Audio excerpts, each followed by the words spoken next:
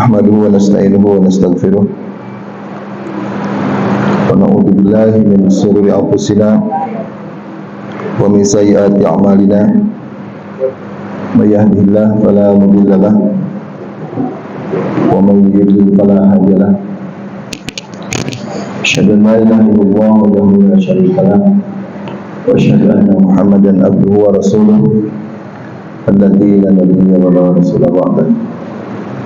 Segala puji dan syukur marilah kita panjatkan kehadirat Allah Subhanahu wa taala atas limpahan nikmatnya kita di malam hari ini bisa menunaikan kewajiban untuk salat berjamaah, menuntut ilmu, bersilaturahmi dan memakmurkan masjid.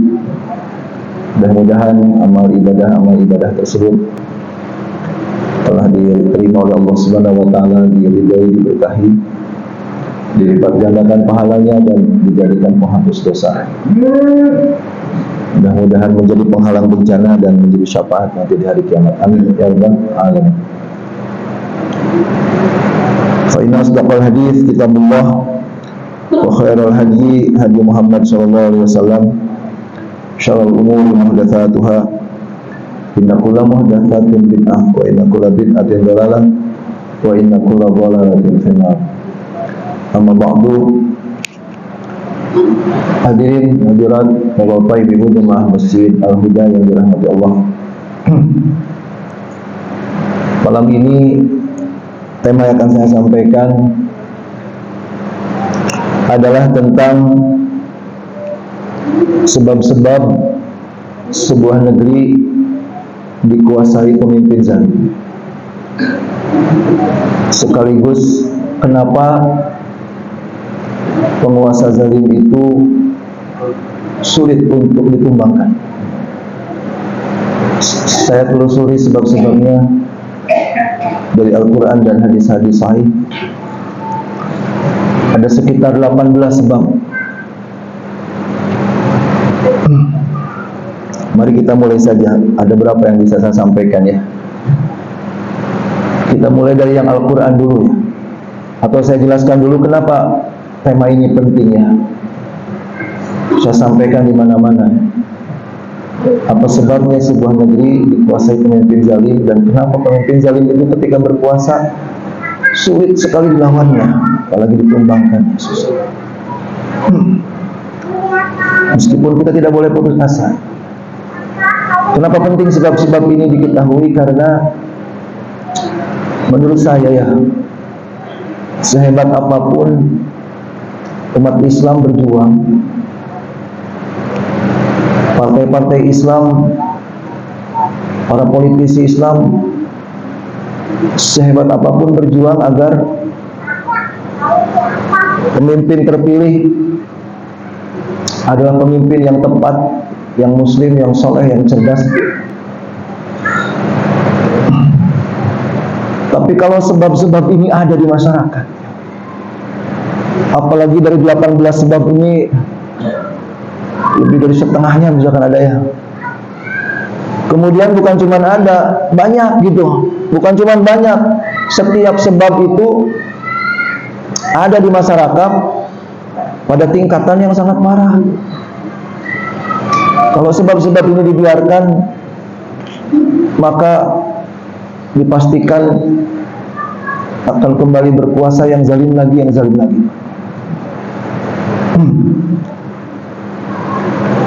Maka berusaha secara politik itu juga harus dilakukan. Usaha logis secara politik, bagaimana caranya gitu ya. Tapi juga selain itu, usaha jangka panjang yang harus konsisten dilakukan oleh umat adalah menghilangkan, melawan, menghapuskan sebab-sebab ini. Karena banyak, mari kita bahas satu persatu ya. Apa sih sebab-sebabnya sebuah negeri sampai dikuasai pemimpin zalim, apalagi sampai dikuasai pemimpin zalim berkali-kali gitu loh ya. Yang pertama adalah karena mayoritas penduduk di negeri itu mengabaikan ibadah sholat. Satu. Mengabaikan itu bisa dalam arti banyak umat Islam yang ngaku muslim tapi tidak sholat sama sekali, atau sholatnya kadang-kadang, atau sholatnya dilakukan terus tapi sholatnya rusak, tidak sesuai dengan apa yang dicontohkan Rasul. Udah gitu dirusak pula dengan riya dan lain sebagainya. Apabila kondisi seperti ini, dan yang seperti ini itu mayoritas, maka akan sulit sekali ya, akan tipis sekali perlindungan untuk penduduk negeri itu dari kejahatan penguasa. Saya sampaikan dalilnya ada beberapa di Quran. Di surat Yunus ayat 87, Allah berfirman, "A'udzubillahi minasyaitonirrajim. Wa auhayna ila Musa wa akhihi an tabawwa'a liqaumikuma bi Misra buyutan waj'alu buyutakum qiblatan wa aqimus salata wa basyiril mu'minin." Kami wahyukan kepada Musa dan saudaranya yaitu Harun alaihi wassalam, pilihlah, ambillah gitu ya, atau tentukan beberapa rumah dari Bani Israel atau dari kaummu, dan jadikanlah rumah-rumah itu sebagai kiblat. Maksud kiblat di situ kalau kita baca tafsirnya, maksudnya jadikanlah rumah-rumah tersebut sebagai tempat salat. Wa aqimus salat, lalu dirikanlah salat. Wa basyiril mu'minin, dan kasih kabar gembira kepada orang-orang beriman. Ayat ini Pak menjelaskan bahwa kalau kita baca tafsirnya ya, tafsir Ibnu Katsir dan lain sebagainya, saya bandingkan beberapa tafsir. Kisahnya itu adalah bahwa ketika rejim Fir'aun makin menjadi-jadi kezalimannya, ketika rejim Fir'aun makin sewenang-wenang penindasannya itu, maka turunlah perintah dari Allah kepada Nabi Musa dan Nabi Harun untuk memilih beberapa rumah. Di setiap satu kampung Bani Israel dipilih satu rumah. Setiap kampung Bani Israel dipilih satu rumah. Rumah yang paling layak, yang agak luas gitu, untuk dijadikan tempat sholat berjamaah. Karena mungkin Bani Israel saking represifnya rejim Fir'aun, mereka tidak memungkinkan mereka itu punya masjid, punya tempat ibadah berjamaah. Maka kemudian turunlah ayat ini. Nabi Musa disuruh memilih rumah-rumah tertentu untuk dijadikan tempat sholat berjamaah secara diam-diam oleh Bani Israel itu. Dan apabila tempat-tempat sholat berjamaah yang dilakukan diam-diam juga ketahuan, kena inspeksi dari aparat Fir'aun, diperintahkan seluruh Bani Israel untuk sholat yang rajin di rumahnya masing-masing. Maka di ayat ini kata-kata wa aqimus sholat, dirikan sholat. Maka Bani Israel ya, meskipun memang bangsa yang bengal ya Bani Israel itu, karena sudah sangat lama ditindas Fir'aun, sudah sangat menderita, sangat lama ditindas Fir'aun, hanya mereka nurut tuh Pak. Meningkatlah ibadah sholatnya Bani Israel itu. Ketika ada kesempatan mereka sholat berjamaah. Ketika penjagaan dan inspeksi aparat Fir'aun lagi sangat marah, mereka sholat di rumah masing-masing. Waj'alu buyutakum kiblatan, jadikanlah rumah-rumah kalian kiblat. Maksudnya tuh, kalau nggak baca tafsirnya pusing tuh. Masa rumah jadi kiblat, sholatnya nggak ada rumah. Maksudnya kiblat itu tempat sholat. Maka meningkatlah ibadah sholatnya Bani Israel. Dan nggak lama setelah itu tenggelamlah Fir'aun dengan seluruh pasukannya. Makanya di ujungnya ada kata-kata wa basyiril mu'minin, kasih kabar gembira orang-orang beriman. Itu maksudnya, itu kasih kabar gembira. Kalau sholat kalian sudah meningkat, nggak lama lagi Fir'aun akan tumbang. Ayat ini dan kisah ini memberikan informasi kepada kita Pak, bahwa sholat itu adalah ibadah nomor satu, sarana umat Islam di zaman kapanpun menghadapi penguasa zalim. Maka berarti semakin sebuah negeri itu kaum musliminnya setia menunaikan salat, semakin sulit kemungkinannya negeri itu muncul penguasa zalim. Atau kalau penguasa zalim sudah berkuasa, maka penguasa zalim tidak akan lama, Pak, seandainya umat Islam itu setia menunaikan sholat atau meningkatkan ibadah sholat. Kemudian ada kisah lain, kisah Nabi Ibrahim lebih awal. Saya baca di tafsir surat Ibrahim ayat 69, yaitu kalimatnya gini, a'udzubillahi minasyaitonir rajim. Allah berfirman, mereka berkata, harriku, bakarlah Ibrahim itu, wansuru alihatakum, tolonglah Tuhan-Tuhan kalian, gitu. In kuntum fa'ilin, seandainya kalian mau melakukannya.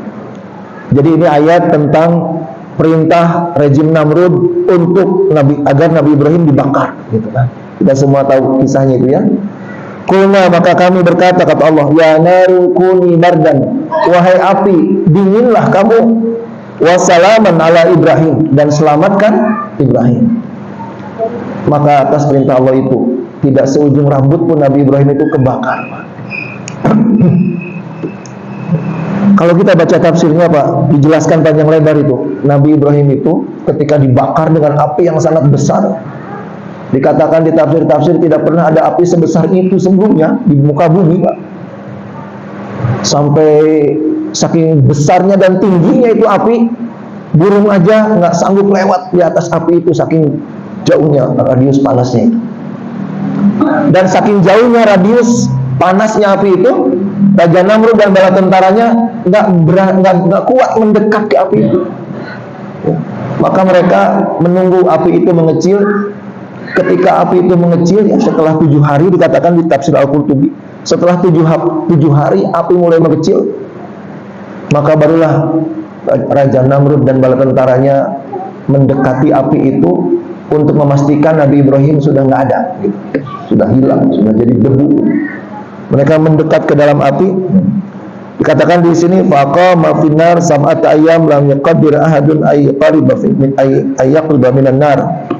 7 hari api menyala, tidak ada seorang pun yang sanggup mendekati api itu, saking panasnya tuh. Setelah 7 hari, tsumma ja'u fa idza Ibrahim finnar qa'imun yusalli. Setelah 7 hari api mulai mengecil, Pak. Namrud dan bala tentaranya mendekati ke api itu, melihat ke dalam api. Ternyata di dalam api Nabi Ibrahim sedang sholat. Apa pesannya ini, Pak? Pesannya jelas, Pak, di sini bahwa sarana perlindungan dari kejahatan penguasa zalim adalah sholat. Semakin sebuah negeri mayoritas masyarakatnya malas sholat, semakin tipis perlindungannya dari Allah, dari segala bentuk kezaliman dan kejahatan penguasa zalim. Jelas nggak, Pak, ini kisahnya? Kemudian setelah itu, setelah Nabi Ibrahim dibakar nggak mempan, atas pertolongan Allah ya, atas berkahnya ibadah sholat itu, maka kemudian Nabi Ibrahim itu diperintahkan beberapa hari sejak keluar dari api ya. Nabi Ibrahim diperintahkan Allah untuk hijrah. Kemana? Ke Palestina. Hijrahnya ke Palestina. Tetapi entah karena sebab apa gitu ya, saya juga belum menemukan penjelasannya. Nabi Ibrahim itu disuruh hijrah ke Palestina dari Babilonia, dari Irak, kerajaannya Namrud di Irak, disuruh hijrah ke Palestina. Maka Nabi Ibrahim lah Nabi pertama yang memakmurkan Masjidil Aqsa, ya, membangun Masjidil Aqsa. Nabi Ibrahim itu disuruh hijrah diperintah hijrah ke Palestina, bawa istrinya Sarah. Malah ke Mesir dulu tuh ya. Beliau ke Mesir, masuk ke kota Mesir yang ramai. Nah, ceritanya ada di hadis Sahih Bukhari. Sahih Bukhari 6950. 6950. Ketika lewat di tengah keramaian negeri Mesir, aparat Raja Mesir saat itu langsung menangkap Nabi Ibrahim dengan istrinya Sarah. Kenapa? Karena Raja Mesir saat itu bukan cuma zolim, tapi hidung belang, mata keranjang, Pak. Nggak boleh ada perempuan cantik gitu. Aparat-aparatnya kalau melihat kecantikannya Sarah, mereka yakin, wah ini Raja pasti suka nih, cantik banget ini perempuan. Tangkap, bawa langsung ke Raja. Dan betul saja Raja Mesir langsung terpesona dengan cantiknya Sarah itu. Langsung nanya kan, kepanjangan hadisnya kalau saya baca semua Pak ya. Saya singkat saja. Nanya, ini siapa? Nanya ke Nabi Ibrahim, itu perempuan di sampingmu itu siapa? Siapanya kamu? Gitu. Maka Nabi Ibrahim pun berbohong Pak. Nabi Ibrahim mengatakan, ini adik saya. Kenapa Nabi Ibrahim berbohong? Karena Nabi Ibrahim berpikir kalau diakuin istri, pasti dibunuh saat itu juga.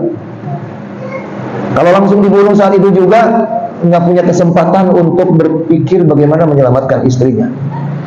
Maka beliau berbohong, bohong yang dimaafkan, karena ini urusannya nyawa ya. Urusannya adalah kehormatan istrinya. Bohong darurat Pak. Ini adik saya. Maka Raja Mesir itu mengatakan kepada para pengawal bahwa ini laki-laki ini bawa ke salah satu kamar di istana ini, dan adiknya yang perempuan ini bawa ke kamarku. Maka dibawalah Nabi Ibrahim, disempatkan di sebuah kamar, istrinya Nabi Ibrahim dibawa ke kamarnya Raja Mesir itu. Dan apa yang terjadi? Saya baca ujung hadisnya nih ya. Ketika Sarah dimasukkan ke kamar Raja Mesir itu, dan Sarah paham apa yang akan terjadi pada dirinya gitu ya, maka faqamat tawaddo'a tusalliya. Sarah langsung di kamarnya Raja Mesir itu, Sarah langsung berwudu, langsung sholat. Beliau sholat Pak. Ketika Raja Mesir itu masuk ya ke kamar, maka dalam sholatnya Sarah berdoa. Ini doanya. Ada pelajaran di doa ini, saya terangkan ya. Ada yang penting di doa ini nih. Sarah mengatakan, Allahumma in kuntu amantu bika wa bi rasulika wa ahsantu farji illa ala zawji fala tusallit alayya al-kafir. Kata Sarah, saya terjemahkan doa ini, ya Allah, aku beriman kepada Engkau, aku beriman kepada Rasulmu ya Allah, dan aku selalu menjaga kemaluanku, hanya aku berikan kepada suamiku. Aku jaga kehormatanku sepanjang hidupku, aku hanya berikan kepada suamiku. Maka jangan engkau biarkan penguasa kafir ini berbuat jahat kepadaku. Apa akibatnya Pak itu dari doa itu? Raja Namrud, Raja Mesir langsung lumpuh, nggak bisa bergerak. Lihat sampai sini Pak, pesannya apa? Allah memberikan pesan banyak. Salah satunya adalah perlindungan dari penguasa kafir, penguasa jahat itu adalah sholat. Ya, jelas nggak Pak? Tapi si Raja Mesir ini masih bisa ngomong ya. Dia teriak-teriak, tolong lepaskan aku dari kelumpuhan ini katanya. Aku tahu kamu yang membuat aku begini. Lepaskan. Aku janji kalau engkau lepaskan aku dari kelumpuhan, aku akan keluar dari kamar, gitu kan. Sarah itu dalam hadisnya dijelaskan, Sarah itu sambil sholat dia berpikir tuh, kalau tidak dipenuhi keinginannya nih raja nih, Sarah khawatir si raja ini teriak ke pengawalnya di luar kamar. Dan kalau pengawalnya masuk melihat rajanya lagi terkapar, pasti yang dituduh siapa?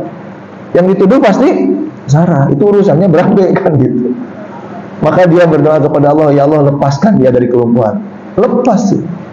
Lepas raja itu dari kelumpuhan. Tapi janjinya diingkari. Katanya mau keluar, malah mendekat lagi, lumpuh lagi, teriak-teriak lagi, mohon-mohon lagi. Setelah dilepaskan, mendekat lagi, 3 kali lumpuh ini raja. 3 kali lumpuh. Akhirnya setelah 3 kali lumpuh, si raja ini barulah paham dan barulah yakin bahwa dia tidak akan mungkin mencelakai dan memperkosa perempuan itu.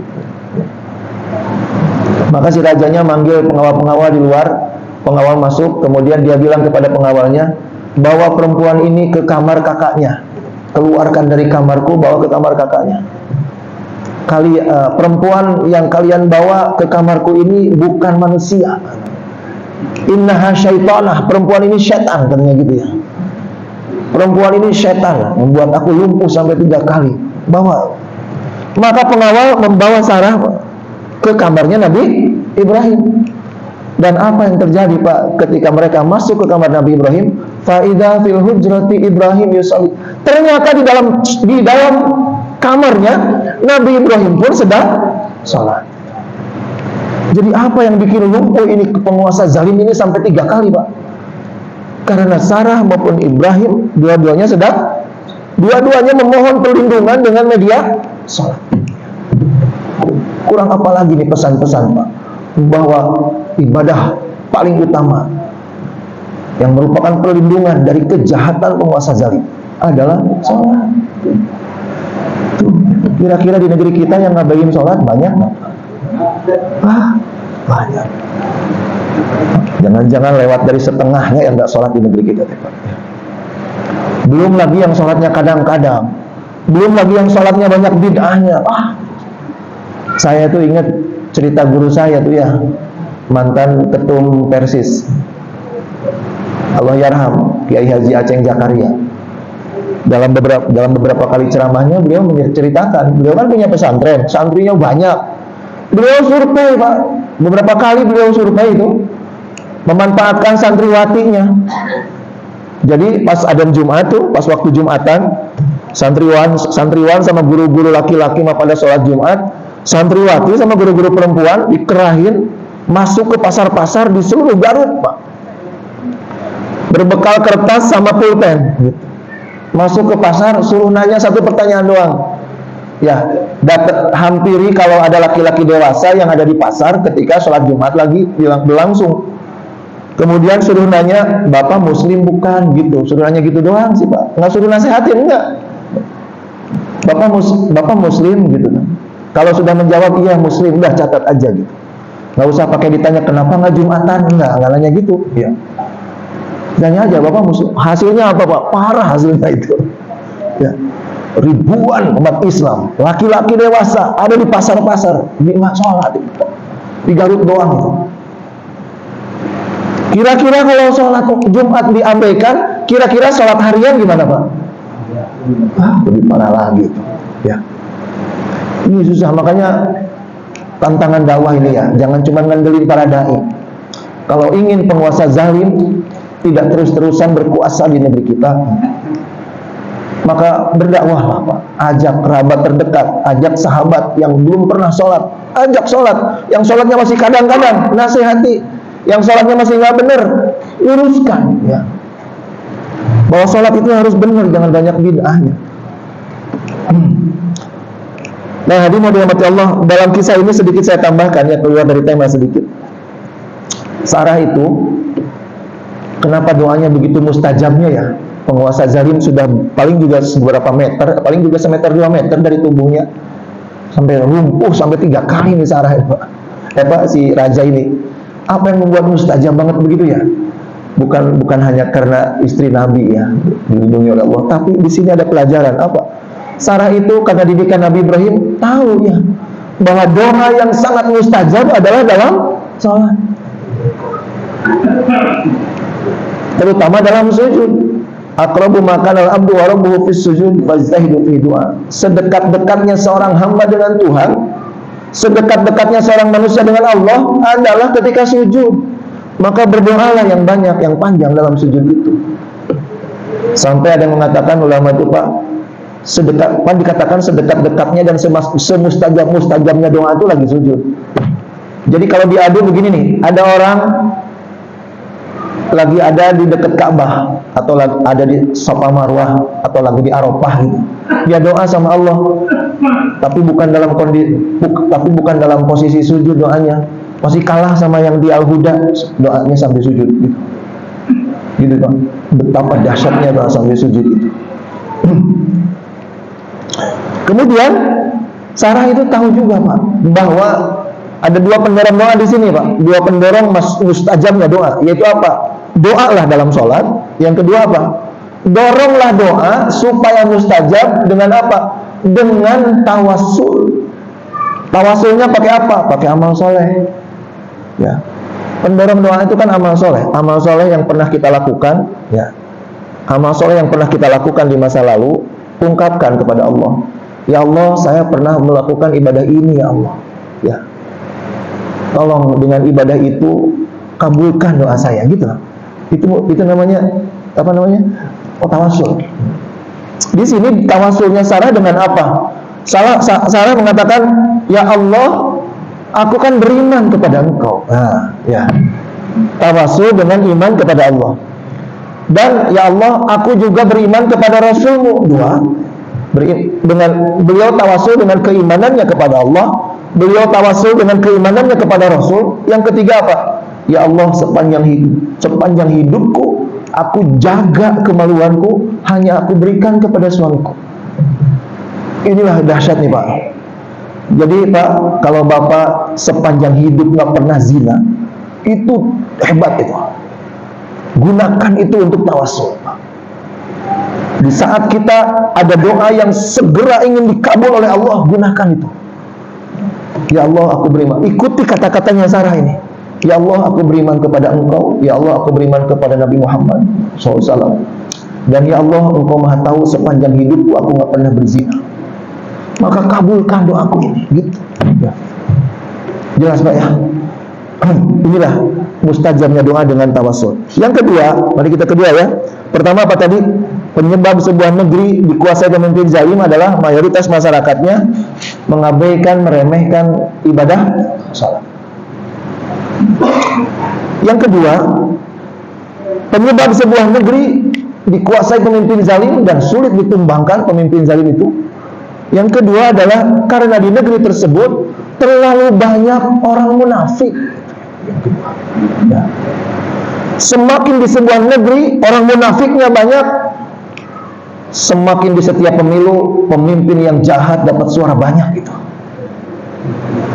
Mana dalilnya? Ada di Al-Quran Pak, surat An-Nisa 138, 139. An-Nisa 138, 139. Di ayat ini Allah menjelaskan salah satu ciri utama orang munafik. Yang sayangnya dari kecil saya jarang dengar ini. Ciri-ciri orang munafik yang ada di Quran itu kurang banyak dibahas. Kebanyakan para dai itu kalau ngebahas ciri orang munafik yang seperti apa Pak? Yang paling banyak dibahas. Ciri orang munafik itu kalau berkata bohong, kalau berjanji ingkar, kalau dikasih amanah khianat. Benar nggak? Benar nggak pengalamannya sama saya? Yang paling banyak dibahas itu doang gitu. Iya kan? Benar sih, itu juga ada di hadis, bahkan Bukhari Muslim. Tapi kenapa yang di Quran kurang dibahas? Padahal Quran itu posisinya di atasnya hadis gitu. Tapi memang ciri-ciri munafik yang ada di Quran itu memang Pak kalau dibahas itu rada-rada beresiko gitu ya. Kalau dai-nya rada penakut mah nggak berani. Mari kita sampai ini surah An-Nisa ini 138. A'udzubillahi minasyaitonir rajim. Basyiril munafiqina bi anna lahum adzaban alima. Kasih kabar orang munafik bahwa bagi mereka azab yang pedih. Siapa orang munafik itu? Ayat berikutnya, alladzina yattakhiduna al-kafirina awliya'a min dunil mu'minin. Orang-orang munafik itu adalah orang-orang yang gemar menjadikan, mendukung, memilih gitu loh ya, orang kafir sebagai pemimpin. Min dunil mu'minin, bukannya dia mendukung orang-orang beriman. Ya, ini juga Pak kalau baca di terjemah Depang yang beredar di Indonesia, terjemahnya itu bukan pemimpin Pak. Orang munafik itu katanya di terjemah Depang, baca di terjemah Indonesia ya, orang-orang yang menjadikan orang kafir sebagai teman setia gitu jadi. Padahal di tafsir memang teman setia juga betul ada secara tekstual artinya begitu ada. Tapi dalam tafsir lebih banyak disampaikan maksud aulia di sini tuh pemimpin. Jadi ciri orang kafir menurut ayat ini adalah gemar mendukung orang kafir sebagai pemimpin. Jadi begini penjelasannya Pak. Meskipun di sini disebutkan kafir ya. Jadi orang munafik itu ketika ada semacam kontestasi kepemimpinan ya,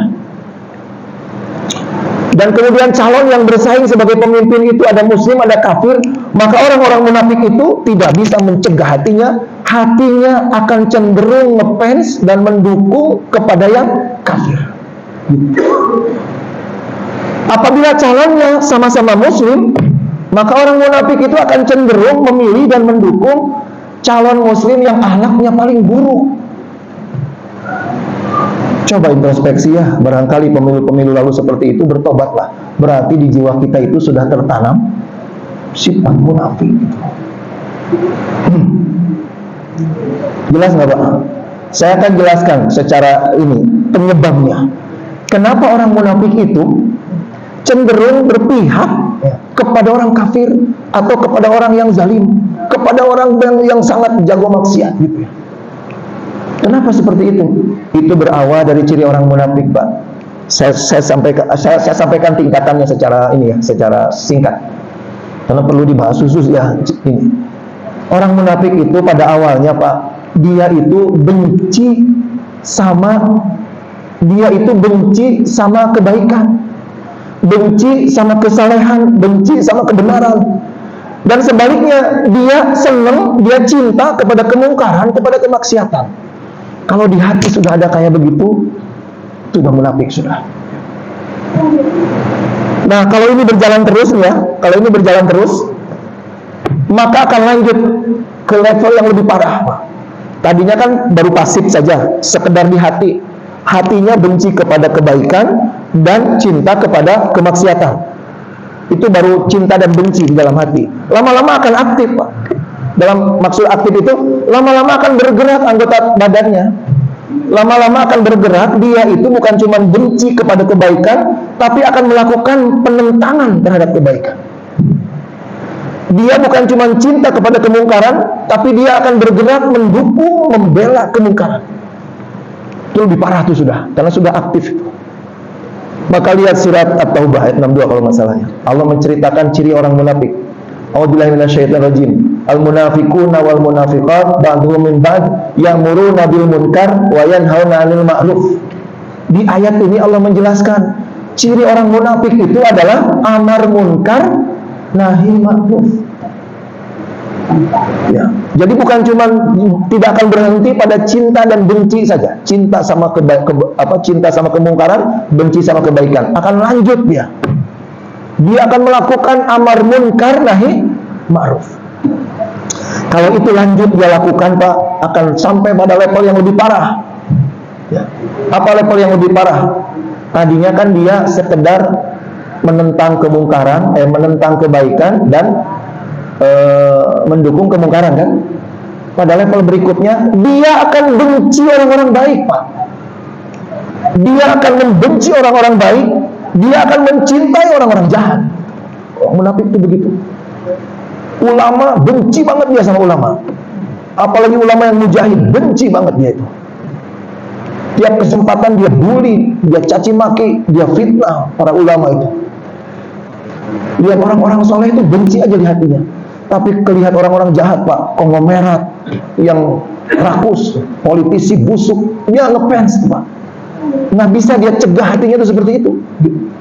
Nah, apabila dia itu sudah pada level ini, dia benci kepada orang-orang baik, dia senang sama orang-orang jahat, maka dengan sendirinya otomatis ketika datang pemilu, maka calon yang akan dia dukung adalah yang paling baik, yang paling jahat. Yang paling jahat. Itulah asal usulnya. Jelas, Pak? Mudah-mudahan di sini tidak ada ya. Insyaallah nggak ada di sini, Pak ya. Itulah, maka semakin banyak orang munafik di sebuah negeri, semakin dapat suara banyak itu calon-calon yang nggak benar itu, Pak ya. Maka hati-hati ya pemilu yang akan datang. Pastikan diri kita bukan orang munafik. Pilih calon yang paling benar. Jelas, Pak? Tanda calon itu benar ya paling minimal ketahuan bisa wudhu lah gitu. Bahwa wudhu itu tangan tuh harus digulung gitu ya. Kalau wudhu aja nggak bisa. Hadirin dirahmati Allah. Itu yang kedua ya. Yang ketiga, sebab sebuah negeri dikuasai pemimpin zalim adalah kondisi masyarakat muslim di negeri itu terpecah belah. Sangat terpecah belah. Wah, ini juga susah nih perjuangan. Sehebat apapun para partai-partai yang berbasis masa Islam itu berkoalisi ya, melakukan semacam akrobat politik ya, susah, pasti susah, Pak. ketika sebab-sebab ini ada di masyarakat dan terlalu parah. Mana dalilnya bahwa masyarakat kalau terpecah belah dijamin penguasanya zalim pasti. Peluang munculnya penguasa zalim sangat besar ketika penduduk di negeri itu terpecah belah. Dalilnya diantaranya ada beberapa dalil, saya bacakan satu saja. Di surat Al-Qasas ayat 4, Allah berfirman, "A'udzubillahi minasyaitonir rajim. Inna fir'auna 'ala fil ard." Sesungguhnya Fir'aun itu sewenang-wenang di muka bumi. Wa ja'ala ahlaha syi'an yastad'ifu ta'ifatan minhum yudabbihu abna'ahum wa yastahyi nisa'ahum innahu kana minal mufsidin. Ayat ini menjelaskan, Pak, inna fir'auna 'ala fil ard. Fir'aun itu sewenang-wenang di muka bumi, berbuat zalim dan menindas rakyat Mesir. Dan apa penyebabnya? Apa penyebabnya Fir'aun itu kokoh sekali rejim ini? Dilawan oleh dua orang nabi sekaligus, nggak tumbang-tumbang, Pak. Sampai Allah sendiri yang menenggelamkannya. Apa penyebabnya? Ja'ala ahla syia'an, Pak. Ayat ini menjelaskan penduduknya terpecah belah. Dan apa penyebabnya terpecah belah? Fir'aunnya sendiri juga tahu, Pak. Fir'aun sendiri yang memecah belah itu. Ya, jadi Fir'aun juga tahu bahwa agar kekuasaannya kokoh, ya sulit untuk dilawan, nggak mungkin ditumbangkan, maka pecah belah rakyatnya sampai mereka itu lemah sekali. Dan karena keterpecah belahan itu, tidak mungkin rakyat menggalang perlawanan kepada penguasa zalim. Dan ini ditiru oleh rejim-rejim, Pak, sampai akhir zaman pasti, Pak. Ya, pengetahuan Fir'aun ini pasti ditiru oleh rejim-rejim sampai akhir zaman. Cara mempertahankan kezaliman penguasa, cara mempertahankan rejim zalim adalah pecah belah rakyat sampai selemah-lemahnya. Ja'ala ahla syia'an. Syia'an itu terpecah belah. Gimana kondisi di negeri kita kaum musliminnya, Pak? Bersatu apa terpecah belah, Pak? Terpecah belahnya tingkatannya sederhana apa parah, Pak? Parah. Apa buktinya parah? Buktinya terpecah belahnya parah adalah dalam kondisi sangat genting saja nggak bisa bersatu. Jelas nggak, Pak? Kan kadang-kadang ada yang terpecah belahnya itu sederhana saja. Ketika dalam kondisi aman mah terpecah belah, tapi kalau dalam kondisi genting mah bersatu gitu. Ini mah enggak, Pak. Ini kan negeri kita ini genting ini, Pak. Genting untuk rakyat jelata, terutama kaum muslimin, Pak, negeri kita itu. Kurang genting apa coba? Rakyat ribuan satu pulau diusir, Pak, gara-gara Tommy Winata doang, Pak. Lihat kan bisanya, apa nggak genting itu? Bisa terjadi dengan pulau-pulau lain itu nanti. Genting, dalam kondisi genting begini susah. Coba lihat partai-partai Islam sekarang ya, partai-partai yang berbasis masa Islam gitu loh ya, dan dilahirkan dari rahim-rahim ormas Islam. Bersatu nggak sekarang? Yang satu nempel ke Boya, sudah beda-beda partai, Boya lagi genting begini mah bersatu gitu di salah satu calon gitu, biar diperhitungkan gitu. Ini mah karena misah-misah, yang ini di sini, yang ini di sini, yang ini di sini. Akhirnya apa? Betapa diremehkannya coba partai Islam. Susah, perjuangan kaum masyarakatnya terpecah belah. Maka solusinya apa? Mari dakwahkan persatuan ya. Berdakwahlah tentang persatuan. Damaikan umat itu. Jangan cuma ngandelin dai, Pak. Ya. Jangan cuma ngandelin para dai. Dan berdoalah kepada Allah agar umat Islam di negeri kita dipersatukan, Pak. Ya, berdoalah betul-betul. Itu yang ketiga, Pak. Hadirin rahmati Allah. Yang keempat, karena waktunya sedikit lagi ya, saya sampai 4 nih, tapi 4 juga saya persingkat nih, tinggal 7 menit lagi. Di Quran surat Al-Isra ayat 16 ya, sama di surat Saba ayat 33. Ini 2 ayat di mana di surat Isra ayat 16 Allah menyebut penguasa itu dengan kata-kata mutrofiha. Sedangkan di surat Saba ayat 33 Allah menyebut rakyat jelata dengan kalimat alladzina stud'ifu. Allah menyebut penguasa, elit penguasa oleh Allah disebut di Quran dengan mutrofiha. Artinya itu orang-orang yang bergelimang harta. Mutrofiha itu Pak secara tekstual adalah orang-orang yang bergelimang harta, bergelimang kekayaan, bergelimang kemewahan. Itu mutrofin. Haknya itu domir ya. Elit penguasa disebut mutrofin, bergelimang harta, kekayaan dan kesenangan. Sedangkan rakyat jelata disebut alladzina stud'ifu, orang-orang yang lemah, orang-orang yang dilemahkan. Maka dari dua sebutan ini di Quran, saya menyimpulkan bahwa sebab sebuah negeri dikuasai pemimpin zalim dan sulit ditumbangkan penguasa zalim itu adalah karena ketimpangan sosial ekonomi di negeri tersebut sangat parah, di mana segelintir elit penguasa sangat kaya raya di tengah-tengah jutaan masyarakat jauh di bawah garis kemiskinan. Dalam kondisi ketimpangan ekonomi sangat parah seperti ini, maka dijamin akan susah, ya, akan susah munculnya pemimpin soleh di negeri itu, Pak. Penguasa yang muncul akan zalim lagi. Dan ini sudah diaminkan, sudah para ahli politik, ahli tata negara juga sepakat dengan ini. Al-Quran 1400 tahun lebih sudah ngasih indikasinya di Quran. Saya pernah dengar kalau nggak salah Profesor Dr. Salim Said ya. Beberapa ahli tata negara lah, ahli politik, dokter politik menyampaikan bahwa gini, statementnya itu rata-rata sama lah dengan berbeda-beda kalimat, bahwa sehebat apapun demokrasi dan sistem pemilu dirancang, namun apabila di negeri tersebut terjadi ketimpangan ekonomi sangat parah, segelintir elit sangat kaya di tengah masyarakat hampir semuanya miskin, maka sehebat apapun pemilu dirancang akan selalu gagal menghasilkan pemimpin yang berkualitas. Jelas nggak Pak? Bagaimana penjelasannya tuh hubungannya ketimpangan sosial dengan munculnya penguasa zalim? Hubungannya apa? Karena begini Pak, ketika ada segelintir elit yang sangat kaya, oligarki, konglomerat gitu ya, sangat kaya raya, sampai duitnya hampir nggak ada nomor serinya katanya kan gitu ya. Maka setiap pemilu mereka beli semuanya, sampai saking banyaknya duit mereka, bukan cuma partai, bukan cuma pengawas, penyelenggara pemilu, bukan cuma aparat, rakyat yang nyoblos pun dibayarin semuanya, ya kan? Namanya apa biasanya di negeri kita? Namanya serangan pajak, sogok semuanya. Kira-kira dalam kondisi seperti itu mudah apa susah Pak memilih pemimpin yang baik? Susah.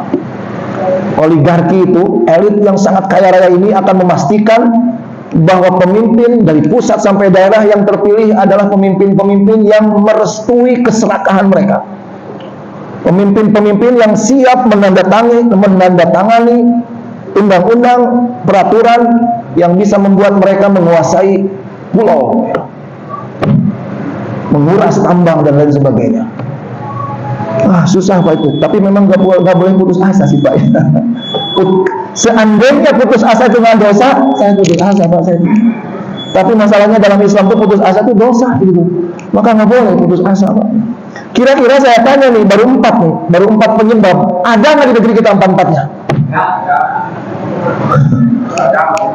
Kondisinya sederhana apa parah nih 4-4-nya? Nah, berdoalah Pak ya, mudah-mudahan tetap Allah membela dan melindungi negeri kita ya. Itu saja yang disampaikan tuh. Udah azan ya. Ditandain ya sampai 4 ini ada 18. Paling tidak sebelum pemilu selesai. Mudah-mudahan dikasih umur. Mudah-mudahan jelas ya apa sebab-sebabnya, dan mari kita perjuangkan menghilangkan sebab-sebab ini. Terima kasih atas perhatiannya. Mohon maaf atas kata-kata yang kurang berkenan. Rabbana hab lana min azwajina wa dzurriyyatina qurrata a'yun waj'alna lil muttaqina imama. Rabbana atina fid dunya hasanah wa fil akhirati hasanah wa qina adzabannar. Assalamualaikum warahmatullahi wabarakatuh.